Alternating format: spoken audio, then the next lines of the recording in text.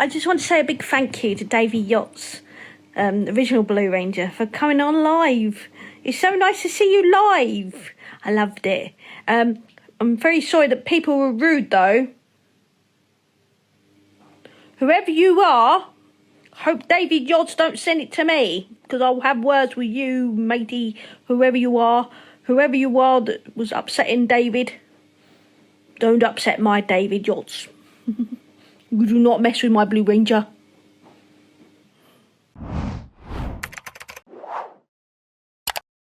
Well, it's just, hey, everybody, let me answer your, some questions.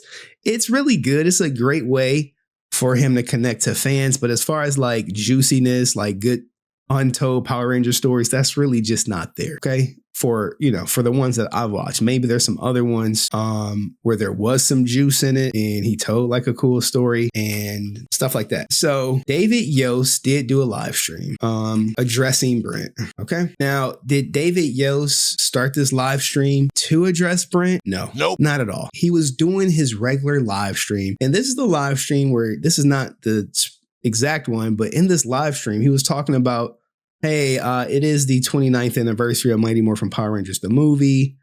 And with that being said, he did expose the whole JDF didn't do his own skydiving in the film. He said he jumped out the plane, and technically we all jumped out the plane. So it's an embellishment, if you will. But as far as on skydiving, it was other professionals doing the skydiving before, for probably insurance purposes. This is not to negate the fact that JDF has really jumped out of real airplanes and skydived on his own. So he said JDF lied about that or embellished, or however you want to interpret it. I really don't care, because that is inconsequential.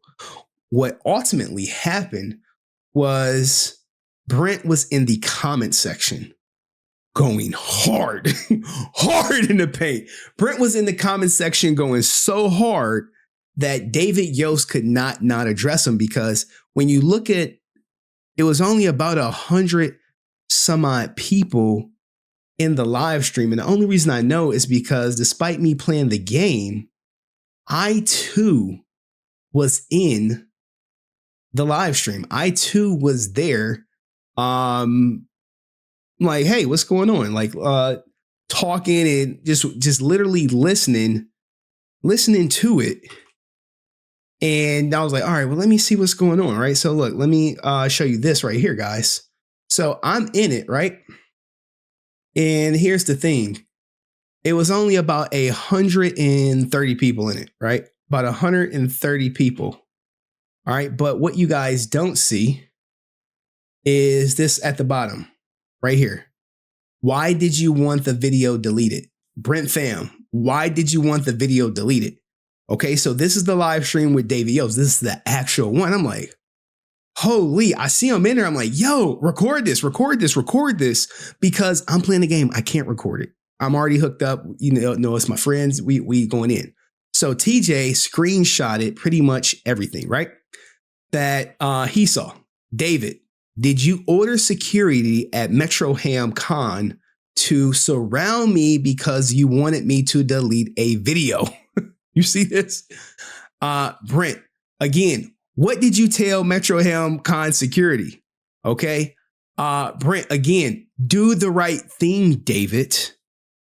And then TJ Lawrence, Brent, your $65 is gone. And shout out to Ninja Watcher Senya Raka, who said, Brent, enough. Okay. I mean, look, guys, when it comes to controlling people on the internet, don't ever try to do it. Because her saying enough is not going to stop him from doing nothing. Okay. I think sometimes people think they have authority over other people. I have no authority over anybody. But, I'm just letting you guys know, don't give energy to trying to control people's actions over the internet. Senya Raka, you are so behind on Henry Resilient. Now, I was in the chat and she was like, no, I'm not. I'm caught up on everything. So I was like, okay, she didn't convert herself to a Ninja Watcher. Good for her. Anywho, Brent 85 says, David, did you order Metro Tham Con security to ask me to delete a video I paid for without a refund. Now here go TJ. Look, he didn't even have to put this in here, right? Now, if I was really sensitive, I would be like, fuck you, TJ. But I don't care. He says Henry is not bald and has a great hairline. you know. It is crazy. Yeah. We got a lot of ninja watchers out there. People like, what? Look, he's like, Henry Resilient. Senya Raka is so annoyed. I'm like, here's the thing. People think I'm watching it like intently, but I'm really just playing my game. I got a boss fight. I see the names in the comments. I do a couple screenshots. I keep it going or whatever. But anyway, TJ is like, Brent, she's annoyed. She's not annoyed. She's just allergic to stupid. Maybe I'm stupid. Maybe Brent's stupid. Who knows? I don't know. Brent says, did you order security to ask me to delete a video I paid for without a refund? Brent again at Thought She. Go to Henry Resilient's channel for a detailed explanation for what happened at Metro Con. And he's going at everyone. He's telling pretty much everyone, hey, if you want to know my story, go to Henry's channel, right? Now, here's the thing. David Yost does respond. He does respond to Brent, and he has some very, very choice words for Brent, okay? And his word, he didn't like mince his words or anything, but he did say a couple of key things, okay? So what did David Yost say to Brent? Because he addressed him by name. He says, Brent fam. Now, sorry guys, I did not have this recorded, but I wouldn't lie. And if people were in the chat and they saw the whole thing, you would know exactly what he said, because it started off slow. It started off very slow. He was like, look guys, there are some people out there saying things that did not happen. That's how he first started, saying things that did not happen. Okay. And you can see again where Brent is going in like, hey, will you give a refund and apologize? Okay. Because the story is out there. You got all these people watching. It's only 100 people, so you can see the comments. And I don't know how well versed David Yost is in covering Instagram and, social media and all that good stuff, right? So he started with, hey, people are putting out things that didn't happen. And me, I actually was taking notes per se. I was taking notes, and I have some good notes about the whole conversation per se about what David Yost was saying, because he was like, look, Brenton's saying some things that didn't happen. At this point, he did not address him. Okay. But when he did say, yes, I'm aware of Brent fam's story, he said he will reach out to him because Brent does not have the full story. And then he was like, I'm aware about your clickbait. Now, the part that got me, right? Because this is on the end of his stream. He's literally about to shut it down. And he says, man, I will address it now, but everyone had left because he started saying goodbye. And typically when you say goodbye, people leave. But it seemed to me, and I don't know David Yost, I haven't had any conversations with him or anything like that. He said he will address it later, and that's all we can go off of. That's literally it. He said he will address it later. When is later? Have no idea when later is. But he did address Brent Fram by name, about his clickbait, about him saying things that didn't happen, about him not having a full story. And that the thing that shocked me the most when he said, I will reach out to him. Now, I wish he would have left that live stream up so everyone here could see it. But if you were there, I have no reason to lie.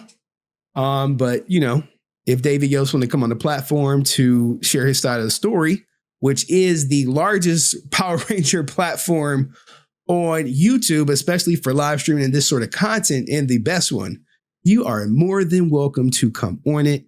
But guys, what do you think about David Yost finally acknowledging Brent Fam and what he had to say about the whole ordeal? Let me know in the comment section, and I'll see you in the next video. What did you think? Hold on, Brent. Give me a second. Shit. Where is it at? Screenshot? There we go. Share that. All right, cool. What did you think of David Yost live stream. What's your first impression of the live stream, Brent? Very interesting. I felt that he didn't flat out. If someone was making a story like this, I would say you're lying. This guy's making up stories he's clout chasing. But notice how he says you don't have the full side of the story. So that may be an acknowledgement of him admitting that, yes, I did order security. Yes, I did order them to surround you, but you did something so egregious that you deserved it. And people take issue with my methods of asking. The con owner emailed his agent, no response. I emailed his agents, no response. And people are going to take issue with me about my methods. I think a Rican Ranger or somebody in the chat's like, you're disrespectful. You know what? You know what's disrespectful? Being surrounded after paying hundreds of dollars to see somebody, you ordering security to surround me. That's disrespectful. So don't give me a lecture on disrespect. And yeah, that's what I thought. I asked that question repeatedly because things get lost in the live stream. And yeah, what was the question you asked repeatedly? Yep, because I want answers. What question did you ask? Go ahead. I asked, let me try to remember. Did you order security at MetroTomCon to ask me to delete a video and not give me a refund? And it's kind of like, yeah.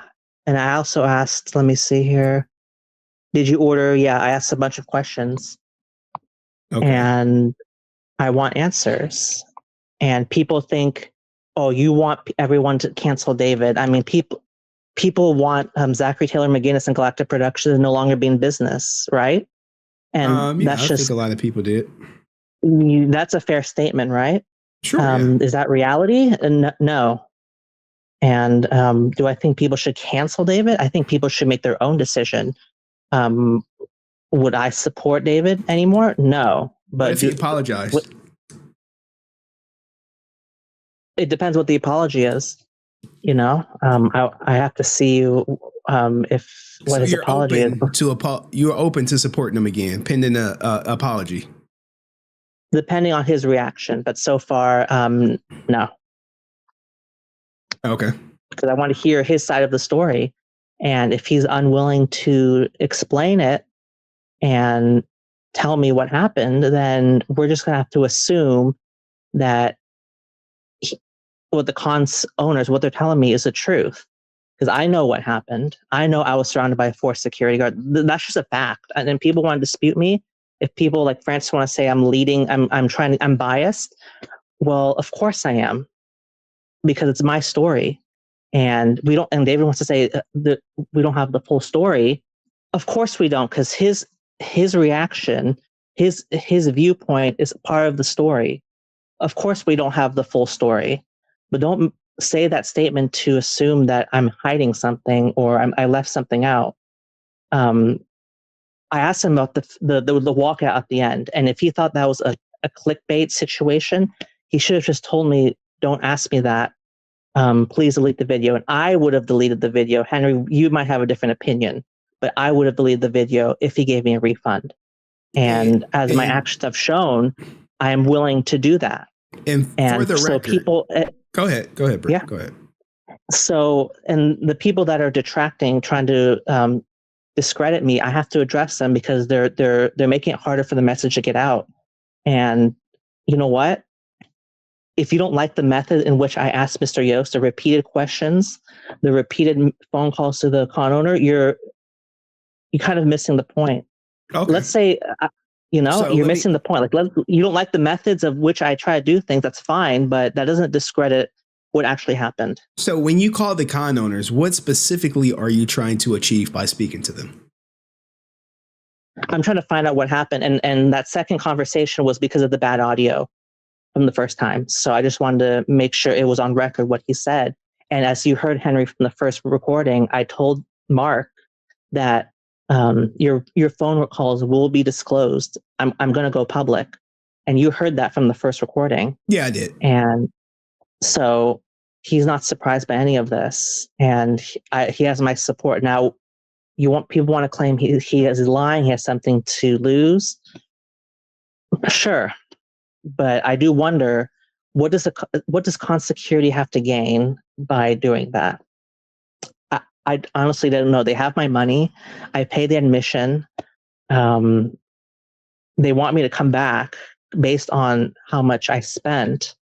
You would think they wouldn't do that just because they felt like it. They would pick on somebody else. I'm looking just strictly from a business perspective. And I don't know. I mean, people, they want to question, that's fine. I sleep well at night knowing that my story is the truth.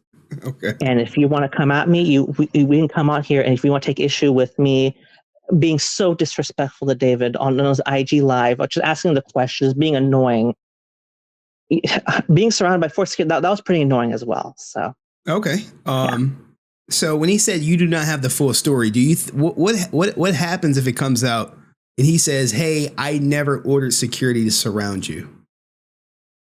Oh, that's very interesting. Yeah, that I look forward to hearing that from him. And then there's some questions that the Khan has to answer for, but I doubt that. But I don't. We haven't heard from David. I've reached out to both of his agents at primetime appearances, no response. And I'm hearing from all the Khan, Metrotham Khan, the security. They're having a meeting today, and the Khan owner has promised me a meeting, a conference call with them. And so far, he's been very cooperative. So I'm waiting on David. And if he doesn't want to respond to me, that's his right. And people will have to judge based off an incomplete story. So, and they could judge for themselves. Okay. All right. Do you think the Khan is lying? Do you feel like they're forthcoming? It said that David was like, "Hey, surround him and get him to delete the footage." Do you think when they said that, hey, that he ordered us to surround you, he ordered us to delete the footage, do you think that is a truthful statement from the Khan? Or could that be the Khan covering their ass to blame there's it so on many someone possibilities. else? The word surround might not have been used, but something like, do whatever you can to make sure in your power that he deletes that video, or make sure he does not leave that Khan until that video is deleted. There's so many words that could be used.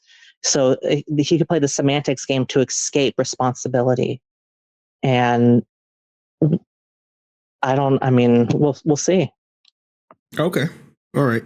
Now, what if David Yost was to come on a live stream, me, you, and David? Would that be something you'd be open to? Oh, sure. I'd be very open to that. I've been trying to get in contact with him. No response. I mean, I'd be very open to that. Okay. What do you guys think in the chat? Any questions for Brent while he's up here? Now, you were at